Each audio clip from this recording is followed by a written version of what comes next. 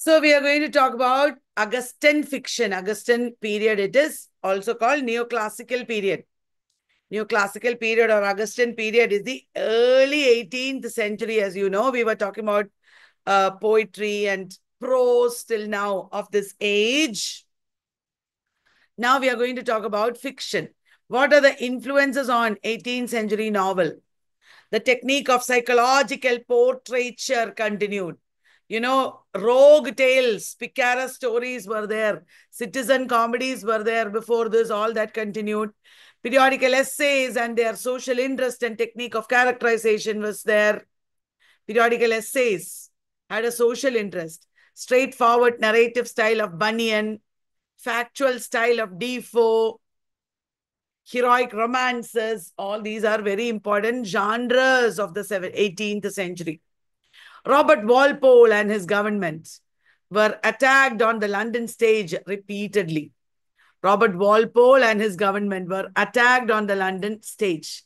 When people attacked Robert Walpole, the Prime Minister, brought strict measures against it. Getting me, guys? Look at what happened when Fielding wrote Historical Register of the year 1736. It was Henry Fielding who wrote Historical Register of the year 1736, where Robert Walpole was ridiculed. Robert Walpole moved the Licensing Act. He would not take it anymore. So he started taking measures against his enemies. Licensing Act of 1737 came as a result of Fielding's Historical Register for the year 1736. Fielding's Historical Register for the year 1736 resulted in Licensing Act. This was done by Robert Walpole, Licensing Act. Why are you raising your hand, Ria? What do you want? Talk to me. What is it? Ma'am, you're live on YouTube. Like this is going on exactly live. I Oh, can that's see there okay. also. Now I can't change it. So, by this act, the Licensing Act, all new plays as well as prologues and epilogues had to be approved. People listening to me in YouTube, this is the class that is going on. I accidentally went live on YouTube. So, hello, good morning. You can also listen to us and be with us if you want. Now, all licentious drama means excessive drama. Restoration drama was licentious drama. Remember, all restoration drama was very licentious. Licentious means total lack of censorship, lack of control. So, restoration comedy was licentious and it was immoral. And what happened was the immoral licentious plays, the restoration comedies were all censored by the Licensing Act of 1737. The Licensing Act of 1737 is a censorship act. And kya kar raha tha, Fielding? Fielding was attacking Robert Walpole. And what happened is Robert Walpole put an end to Fielding's theatrical career. Fielding did not write any more plays after that because he did not get permission. It was completely stopped. Fielding's dramatic career ended because of this. And that is how he turned to novel. He stopped writing drama and turned to novel. What happened is the public mistrusted censored plays. The public mistrusted censored plays, except those of Goldsmith and Sheridan. All other plays that were passed by the censors were melodramas. All other plays that were passed by the censors were melodramas. The Restoration drama tradition ended with the Licensing Act of 1737. And what happened after that? I will tell you the story. Restoration comedy ended. Restoration comedy was flourishing, isn't it? In the Restoration period, heroic drama was there, Restoration comedy was there, and they were flourishing with immorality. And kya hua tha? Licensing Act aa gaya. Licensing Act of 1737 put an end to Restoration comedy. Uske baad sentimental comedy. Sentimental comedy emerged. Restoration comedy is very fun and full of laughter, over smart heroines. Sentimental comedy is full of pathetic heroines, morality, tears, like our 1990s TV serials. Only good women, they are attacked by wicked men, they are protecting their virtue, like that it is in sentimental comedy. What happened? The public mistrusted censored plays. The public said, no, we don't want sentimental comedies. We don't want censored plays. They wanted fun. So, sentimental comedy did not flourish very long. It was a short-lived movement. And after that, what happened is anti-sentimental comedies came. Anti-sentimental comedies, you know, dear friends, they are the comedies of Goldsmith and Sheridan. Don't you know Goldsmith and Sheridan? We know already that they were part of Dr. Johnson's circle. Remember, Goldsmith and Sheridan were part of Dr. Johnson's circle. They wrote anti-sentimental comedies. So sentimental comedies were melodramas. Did you understand? And melodramas were so bad. And people did not want it. So writers turned to anti-sentimental comedies. Is that clear, everyone? Okay. I'm opening your chat box. Everybody, tell me the answers. Who wrote a book subtitled The Prince of Abyssinia? The Prince of Abyssinia. It is Dr. Johnson, right? It is Dr. Johnson. Okay. Which act led to the end of the Restoration comedy? Which act put an end to? Yes, it is Licensing Act of 1737. That's right, Licensing Act of 1737. After Licensing Act put an end to Restoration comedy, before that there was another attack on Restoration comedy. What was that? Jeremy Collier's attack. Jeremy Collier attacked in what? In which book? Jeremy Collier attacked the Restoration comedy. Incorrect. A short view of the immorality and profaneness of the English stage. Very good. And then Restoration comedy ended in the middle of the 18th century. After Restoration comedy ended, what comedy came into being? Restoration comedy was full of oversmart heroines. Yes, yes. After that came sentimental comedy, sentiments. Right. Sentimental comedy was so bad. So after that, what came? Anti-sentimental comedy. Correct. Hey, by the way, who are the two people who traveled in the Hebrides? And there is a travelogue about that tour. Journal of a tour to the Hebrides. Do you remember? One man and his biographer. Yes, Dr. Johnson and Boswell. One man and his biographer traveled in the Hebrides. Hebrides is the archipelago where To the Lighthouse is set. To the Lighthouse by Virginia Woolf. Okay, coming back to Licensing Act. Licensing Act put an end to Restoration comedies. And at this time, people did not know what to write, what plays to enact. Theaters wanted plays, good plays that would bring people. That is how, dear friends, revival of Shakespeare's plays happened. There was a revival of Shakespeare's plays. Shakespeare's plays began to be enacted. Many editions of Shakespeare's plays came. Do you know which are the editions? We have already talked about it. I'm so happy we are going so deep into all this. What are the editions of Shakespeare? Nicholas Rowe's edition, Louis Theobald's edition, Alexander Pope's edition. Remember, Alexander Pope's edition was bad. And what did Louis Theobald write? Yes, he wrote Shakespeare Restored. Then Dr. Johnson's edition. When was Dr. Johnson's edition published? 1765. Shakespeare's plays were enacted also. David Garrick. Shakespearean criticism also came into vogue. Shakespearean criticism. Who are the two romantic writers, period writers, who are major Shakespearean critics? Two romantic period writers. They are Hazlitt and romantic period writers Hazlitt and Coleridge. Shakespearean criticism. Hazlitt and Coleridge started it in the modern period. And I will quickly say some Shakespearean critical works. Later on, we will revise all this. Wilson Knight wrote The Wheel of Fire.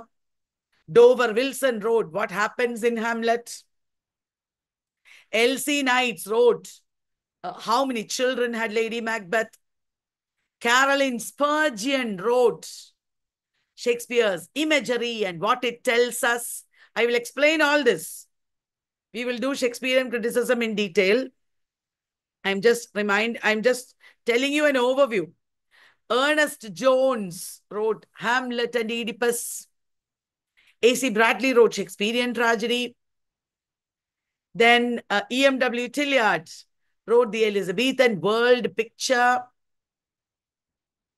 Charles Lamb wrote on the tragedies of Shakespeare, Tales from Shakespeare.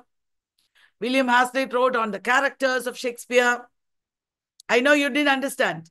Just giving you an overview, which we'll deal with later. If you watch the video again, all of you should watch the recording again. And then you will be able to remember.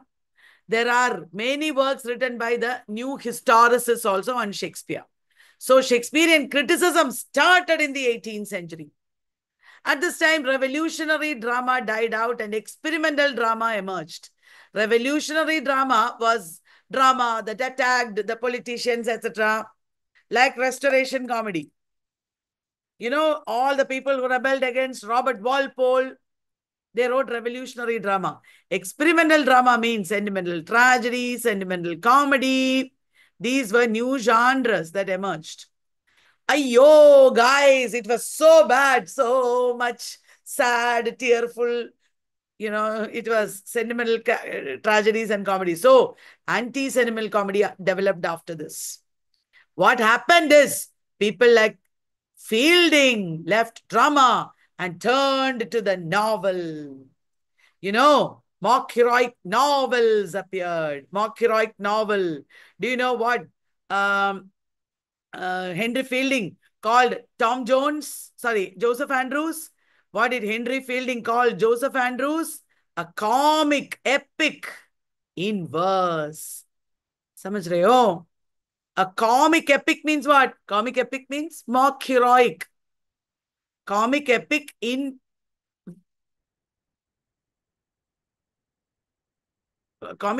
prose, not verse. A comic epic in prose. That means novel, mock heroic novel. Joseph Andrews was called a comic epic in prose. That means a mock heroic novel. Did you understand, everybody? Revival of Shakespeare happened at this time. I told you numerous editions of Shakespeare were published. Nicholas Rose edition came in 1709. Nicholas Rose edition. Do you remember 1709? Year of Tatler. Let us cross connect. 1709, year of Tatler. Then that is the year of Dr. Johnson's birth. And also Nicholas Rose edition of Shakespeare. Pastorals by Pope also published. Who are the two major Shakespearean actors? Spranger Barry and David Garrick. Spranger Barry, David Garrick. David Garrick introduced facial expressions and gestures, cleared the stage of spectators. No more spectators on stage. David Garrick. David Garrick was a member of Dr. Johnson's circle.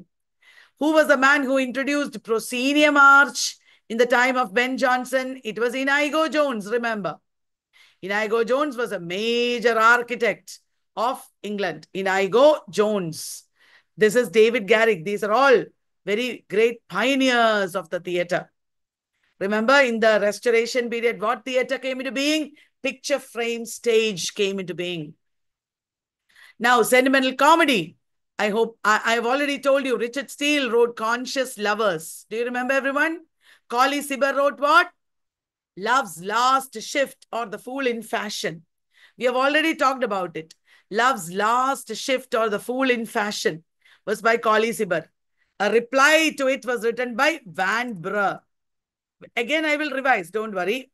Love's Last Shift by Collie Sibber. The Conscious Lovers by Steele. These are early sentimental comedies. You should watch the video again, okay? You should watch the video for the rest of your life if you want, because you have so much access, lifetime access. But before the exam itself, you should watch so that you can see all the writing on the screen. It will be so easy to remember.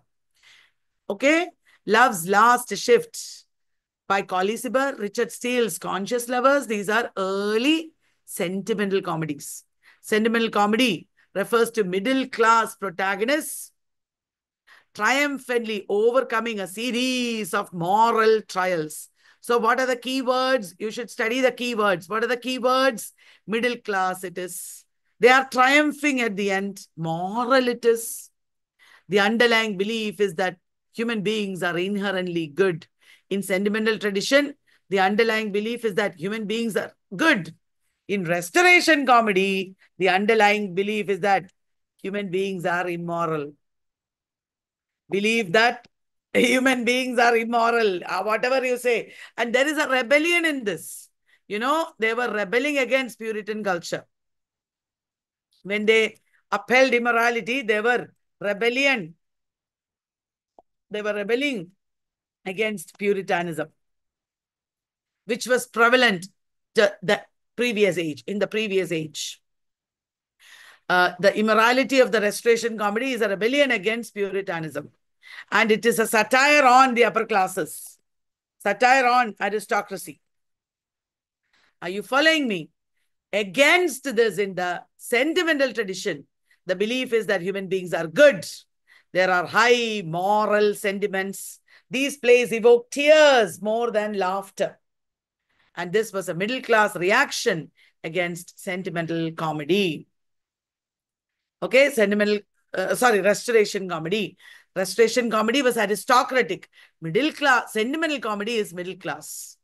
Once again, I will tell you, restoration comedy was about aristocracy. It was more aristocratic, very playful, satirical on aristocracy. Hannah, aristocracy means upper class, lords, noblemen, whereas the sentimental comedy that came later was more about morality. Morality is the value of the middle class. They are not immoral. Sentimental comedy is upholding values of the middle class. Restoration comedy is upholding values of aristocracy or the upper class. Clear, everybody? Now there is anti-sentimental comedy also after this. Now, quickly, let us take a look at the major practitioners of sentimental comedy. Who are the major practitioners of sentimental comedy? There is Collie Sibber, who wrote Love's Last Shift. George Farquhar, who wrote The Constant Couple. Sir Richard Steele, who wrote The Conscious Lovers. Then Hugh Kelly, George Coleman, and Richard Cumberland. Kelly, Coleman, Cumberland. They were also writers of sentimental comedies. What are the writers? Who are the writers? Collie Sibber, George Farquhar. George Farquhar is also a restoration comedy writer. Richard Steele, Kelly, Coleman, Cumberland. What did sentimental comedy do? They emphasized masculine virtue. Men should be like this. Women should be like this. Sentimental, feminine delicacy. And also they showed villainous conspiracy. Masculine virtue, feminine delicacy, and villainous conspiracy. है ना? Sentimental comedy, oh my God, बहुत ज्यादा ही artificial था. Artificial, very conventional, nothing new about it. And melodramatic. Okay? All this was so bad. A lot of stage hacks. Stage hacks matlab people who are not good writers. Hacks are fake writers. They started writing plays at this time. It was total confusion. And then kaun aa gaya? Heroes. Sheridan and Goldsmith aa gaye. What did they do? They wrote anti-sentimental comedy. So sentimental tradition ended with anti-sentimental comedy. Clear? When we revised like we did this morning at 7 o'clock, we had a very good revision. Now, like that, when we revise, you will remember everything. We'll revise more and more and more. It'll be easier and easier and easier. Okay. And then after this came, sentimental tragedy is not very important. Sentimental tragedy, Nicholas Rowe called them she tragedies. While aristocratic restoration comedy was a more masculine, sentimental comedy was more feminine. Clear, everyone? Restoration comedy was more masculine, sentimental comedy was feminine. In sentimental tragedy, there are many writers. Thomas Otway, John Banks, Thomas Southern. Sometimes they have asked Otway and all in net and set. Study all this thoroughly. Thomas Otway, John Banks, Thomas Southern, Nicholas Rowe. These are writers of sentimental tragedy. Anti-sentimental comedy came. Anti-sentimental comedy is against immorality. But they upheld comedy of manners style. Remember, restoration comedy of manners. Anti-sentimental comedy is comedy of manners without immorality. Or comedy of manners plus morality. Did you understand? Comedy of manners without immorality is anti-sentimental comedy. They did not have the excesses of sentimental tradition. Nahi the. Such excesses nahi the. They revived comedy of manners. Dekho, they revived comedy of manners and it was without immorality and excesses. Easy to understand. Comedy of manners, upper class characters, smart heroines, but they are very moral heroines. They have gender clashes. Gender clash is a typical theme of comedy of manners. Family, marriage, witty dialogues, all are there. But no licentious plots. Licentious plots nahi hai. I'm cutting it out. Sexual intrigues nahi the. Tearful plots bhi nahi the. You should look at the screen. You will remember them. Is that clear? Okay, so I will stop here and start with Samuel Richardson in the next class. We just introduced Augustan fiction, right?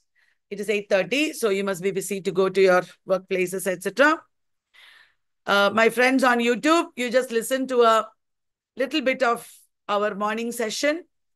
This is the J25 net online batch that I'm teaching.